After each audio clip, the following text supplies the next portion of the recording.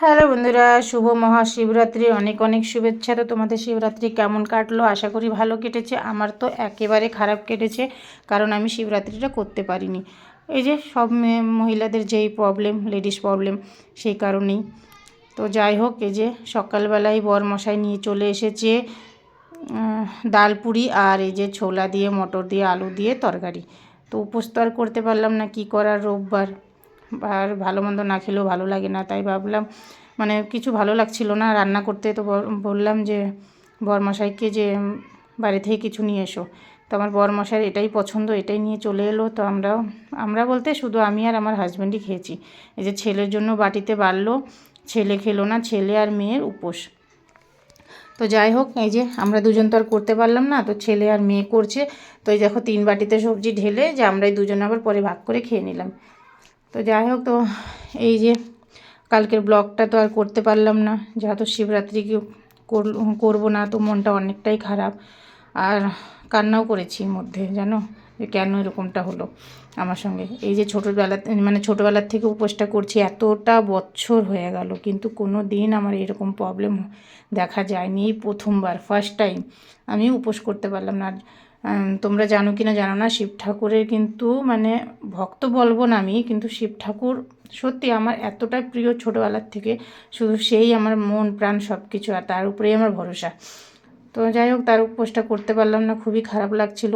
একবার ভাবলাম উপোস করব, পুজো করবো না, তাই কী হয়েছে, উপোসটা তো করতে পারি। তো সবাই মানা করলো, ওই জন্য আর কিছুই করলাম না, যে ছাড়ো, কোনো একদিন করে নেবো, শ্রাবণ মাস তো আসে, শ্রাবণ মাসে করে নেবো। তো ওই জন্য দেখো আর কালকের ব্লগটা করতে পারিনি। তো আজকে সোমবার, আর সোমবারে যে ছেলেকে নিয়ে চলে যাচ্ছি সকাল সকাল আবার ডাক্তারের কাছে ডেলি রুটিন চেক আপের জন্য। আর ছেলে কালকে উপোস করে অনেকটাই ক্লান্ত হয়ে গেছিলো, কারণ ওর ফার্স্ট টাইম এই শিবরাত্রির উপোস করা। মেয়ে তো করেছে আমার সঙ্গে অনেকবার। তো যাই হোক, যে হাসপাতালে যাচ্ছি ছেলেকে নিয়ে। আর বাজে কিন্তু 11:30, 11:45 মতো। কাজে থেকে আসতে অনেকটাই লেট হয়ে গেছিলো। আর এই যে দেখতে পাচ্ছ, এটা কিন্তু সীসা চক এই জায়গাটার নাম। তো যাই হোক, অনেকটাই দূর বাড়ি থেকে, তোমরা দেখেছো অনেকবারই যেতে এই রাস্তা দিয়ে, আবারও যাচ্ছি এই একই রাস্তা দিয়ে, বেশ ভালো লাগে। আর আজকেও কিন্তু যাচ্ছি আমরা বাইকে।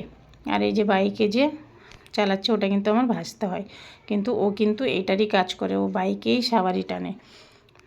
তো এই যে র্যাপিডোতে কাজ করে, তো ওই জন্য ওর বাইকেই আমরা যাওয়া আসা করি, ফোন করলে চলে আসে, মানে আর বুকিং নেয় না। তো যাই হোক, এই যে এখানে দেখো লাল বাতি, আর এই যে আমি আর ছেলে বসে পড়েছি পেছনে। আর মেয়ের জানো তো কালকে পরীক্ষা, কালকে 17 ফেব্রুয়ারি মেয়ের বোর্ড এক্সাম। তো খুবই টেনশন হচ্ছে, আর আর খুশিও হচ্ছে যে মেয়ে বোর্ড এক্সাম দিতে যাবে, মানে এক্সাইটেড লাগছে। তো যাই হোক, টেনশন তো আছেই ভেতরে, সেটা আলাদা, তোমরা সবাই জানো। আর তোমরা সবাই আশীর্বাদ করো আমার মেয়ের পরীক্ষাটার জন্য খুব ভালোভাবে হয়।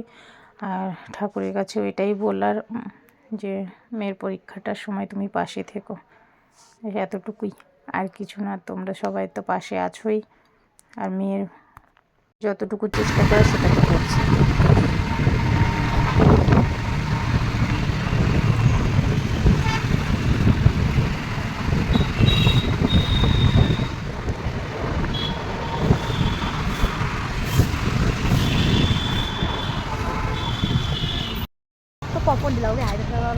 No, না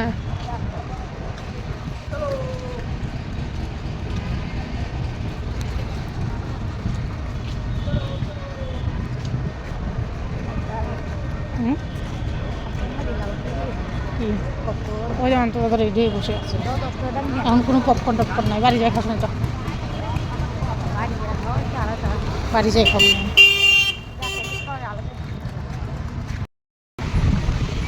তো এই দেখো, আমরা কিন্তু হাসপাতাল থেকে ডাক্তার দেখিয়ে বেরিয়ে চলে এসেছি। আজকে বেশি সময় লাগলো না। আর সব থেকে খুশির খবর, আজকে ছেলেকে দেখে ওকে বললো কোনো ওষুধ কিন্তু লিখে দেয়নি, শুধু জাস্ট এক্সারসাইজ করতে বললো, আর টাইম মতো ঠিকঠাক যে খাওয়ার রুটিনটা দিল, মানে খাবারগুলো বলে দিল, সেইভাবে খাওয়াতে বললো।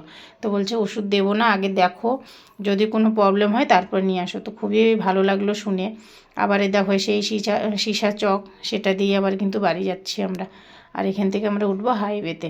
তো যাই হোক, খুবই ভালো লাগলো এই খবরটা শুনে ডাক্তারের কাছ থেকে। আবার যেতে হবে 6 মাস পরে, 6 মাস পর না, মানে আর 2 মাস পরে যাব চোখের ডাক্তারের কাছে, তারপরে যাব 6 মাস পরে আবার ডাক্তারের